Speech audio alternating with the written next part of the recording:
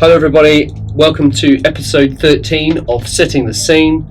Now this is the setting the scene to the second part of the mini campaign between Boris and I, Fall of the Aenbite.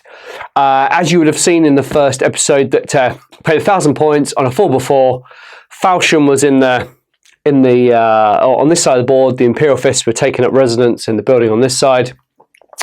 And luckily it was a draw. What an amazing game it was. You know, who'd have thought that even with a D cannon, two D shots on the side of the word bearers, that the Imperial Fist would pull a draw. So really great, fast, entertaining game. So Boris and I really enjoyed that. And now we're going to bump the points up to 500. Up 500 points to 1,500. And we're going to go on for a full 6x4. Now, we're still keeping it in the city, but we want to just move the location on a little bit. But what I am going to do is I am going to keep the original map that we've got here, but I'm just going to split it into two and put two tiles in the middle. So the board will be fairly familiar, but it will play really, really differently. Mainly because of the two elements which I'm going to add, but also because I think we're playing Vanguard Strike in this one. I can't quite remember, but I think it's Vanguard Strike. So you know, this board build will be really, really quick, which for me is great because I'm really, really busy at the moment painting Zone Mortalis and some other stuff. So it's not too hard. Now, when I built this board, I was very sparing when I used the aggregate and the slate, which has actually done me a favour. So what I'm going to do is I'm going to pull these boards apart with a bit of luck. I'm just going to slide these ones all the way to the edge. And then just push this one over, like so. Now, we all know that the Forge World boards aren't quite 2 foot square, so there is a gap. So I always have to remember which way I push the tiles so they butt up to each other quite nicely. So it looks like I've got to push them this way, which I'll do very quickly. There we go. It's not usually a problem if you're at home, but obviously I've built this board with a perimeter around it. So at the end of here, there's about a 2 or a 1 centimeter gap between this kind of leading edge and then the side of the board. But you know, it's okay. It's no major.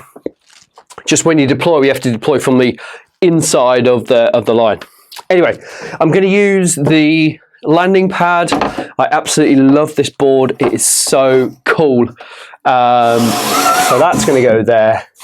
And again, we've got a big gap here, so I'm going to have to push this board up against there. And then finally, we are going to use the warehouse. I love coupling the warehouse with the landing pad because the two kind of make sense to me. You know.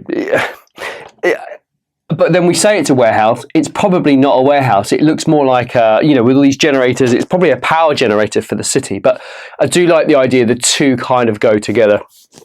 It just looks really cool. So all I got to do is just butt these tiles up. There is a bit of a gap difference. The board that I build the boards on has warped because I've used sand and rock and stuff. So I need to pull that off, put a flatter one down and put some more reinforcing battens on the bottom. But, you know, that's it's a job for another time. There's so much to do here. It's unbelievable. All right, so that's essentially our board. I am going to heavily populate this section with some cranes, some silos. I'm going to use more crates in this one this time as well. I am going to attempt to try and fluff the edges ever so slightly using the same method with the rocks and the rubble, but we might try and bleed over with some containers or something. I'm not quite sure, but it's not ideal if I'm perfectly honest with you. The other thing I could do is I could get some kitchen tiles and just prop up this side, these tiles a bit more so they're a bit more level. I know it's not ideal, but we've got to do what we've got to do, unfortunately. I'm just going to go away now, grab some extra elements to put on the board, and I'll come back to you. Right, I'm back with some stuff. First things first, I dig it out at the bottom. Just going to go with the crane. The crane fits beautifully on the end there and looks like it's interacting with this board. But also as well, when you've got infantry or dreadnoughts running into there, it just adds a little bit of extra 3D dimension, which I really love. Now, what I have done is I've set up a camera because obviously you can see right across the board. You know, you do get a bit of height. It's about 1.5 inches height from the floor to the top of this. I can't remember what it's called. The landing pad. We'll call it the landing pad. But you know, we're probably going to have 1 or 2 tanks in this game because the games are primarily quite infantry heavy. But we're going to slowly introduce tanks, and then the final sort of 2.5K will be quite tank heavy. So we're kind of building up in a bit of an escalation, but there will be a ton of infantry in this game, and we want to get the infantry up close and get some combats happening as well, like we did in the previous game. So to that end, I'm just going to populate this board as much as possible to kind of shield units coming from either side. So you know that I keep calling it the warehouse, but it's probably a power generator. You know, that generator. Well, it's not a generator because the generator is the curved one. I have no idea what to call that. I'm going to call it a warehouse. All right, I'm glad we got that out of the way. So the warehouse is really great for fighting over. It's quite unique, and the landing pad can be really cool to fight over as well. So I'm just going to rack these up in a reasonable or ordered fashion. I've got another green one here, which I might use there. And then I'm just going to use these silos. They're just fantastic line of sight blockers. I'm missing the bit in the top there, but hopefully I can find that in the next day or so before Boris and I battle it out. I do have an Arvus lighter, which it's been in my to paint list for probably 1.5 years, nearly 2 years now, and I really do need to get on with that. But you know. So much to paint, it's so unreal. Anyway, now we've not got Jeremy today because little Jeremy's the blue smaller tractor, so we've got this little red one, so I don't know what we'll call him. Jeffrey, who knows, going with the J's. I like the red as well because it matches the generator, and we do have his little trailer, so what we might do is we might hook him up. If I pop that there, that'll get that out of the way. Might help him. We'll go for a red, good contrasting colour there. There is a drawbar somewhere. I will find that as well. I did have a really good look for it in the garage, but I could not find it for love nor money. But it will be there. I do love these. You know, there has to be said something about this crane. It's probably one of the best pieces, other than the crates, to come out of Games Workshop. It is such a cool kit, and I've seen loads of people use Imperial Guards or Astra Militarum Chimeras and took the bit off the back and then just cut this off and plonked it on the back. I mean, that has got to be on my to-do list to do that. It is so cool, and when you look at this, it just fits beautifully. I mean, you probably know this kit anyway, to be fair, but it just fits beautifully on there. I mean, it is such an amazing, clever kit, unreal. Absolutely love it. Does make a hell of a difference that there. It's looking quite good. I just moved the camera quickly so you can see kind of that angle. There is a lovely line of sight down along here. You know, I know Boris has got access to quite a few heavy weapons, so not to kind of cheat a little bit, but we don't want to turkey shoot, as you guys say. So we might pop that there.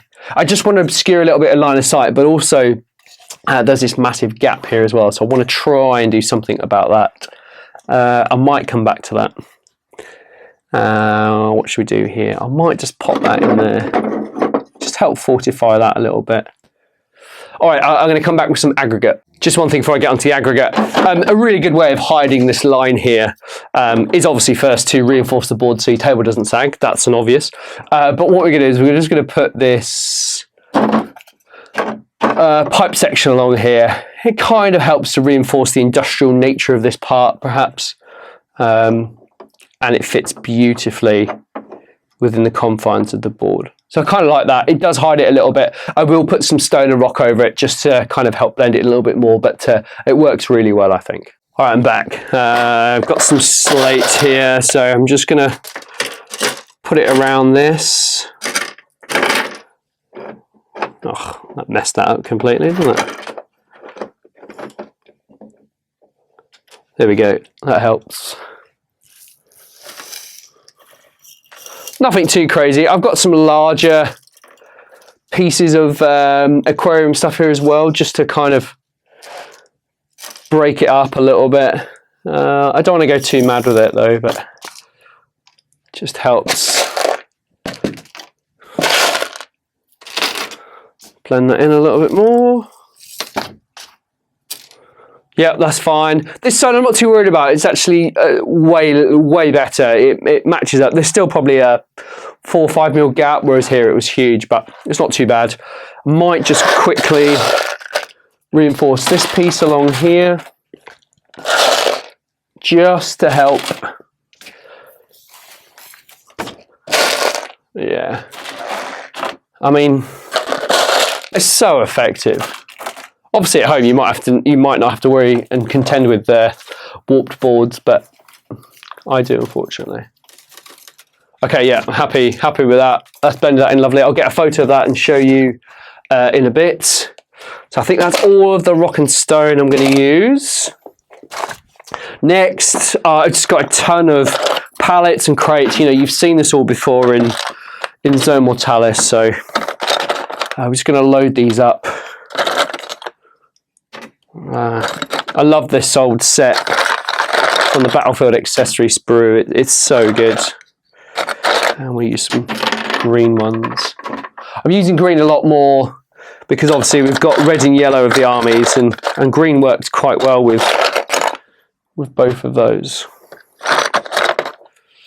Yeah, let's put it like that. Cool. I might just put one over here just as a bit of additional cover. We'll use some. Well, again, I think we're going to go with the green again. We'll use barrels this time rather than the kind of the stacks and stuff. The crates, sorry. I don't know what to call these, tubes. I mean, I guess they are crates as well, but they're tubular, so I think they have like a different name. Or maybe I'm just making that up. I have no idea. Barrels. So many bits in this box. Got loads. Cool. I'm gonna add another one in there. Jenga, love it. Do you know what? I think we're there. I think it doesn't need to be much more complicated than that. The only thing I'm gonna do is quickly, I'll move the camera and show you what I'm doing.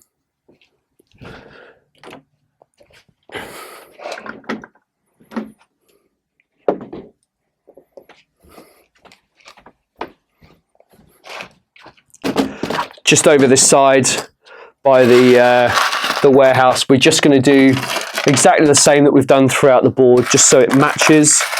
We've got some small bits of slate, and again around this crater here, and we're just trying to help blend it all in together so it's all the same. Nothing crazy on this board, probably a bit too much. Okay, we can pull it back. There we go.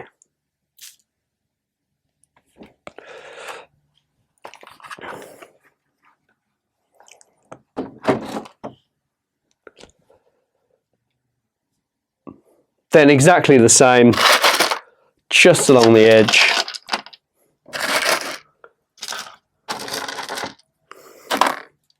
The municipal services clearly aren't doing their job by cleaning the streets up, are they? But I don't know. I can kind of imagine like a Wall-E character cleaning the streets up. I don't know. It's been a long day. That's it. Oh, just drop that barrel off. A few more little bits just around these generator pieces, or the extraction fans rather. I think I need to sit down and work out exactly what to call what, because I think I call it a different name every video, which for a person that likes consistency, that's not very consistent. So I do apologise. All right, I think that is it. There it is, finished. I think it's a really cool board. We've covered up some mistakes with the alignment of the boards quite nicely. I think it works pretty well, and I think once there's 2,000 points on models on this board, you probably won't see it. So I'm quite happy. There is a ton of cover on this board. I think the infantry are going to have to work really, really hard to get a target on each other. I think one side perhaps favours the Imperial Fist if they bring lots of heavy weapons to the table.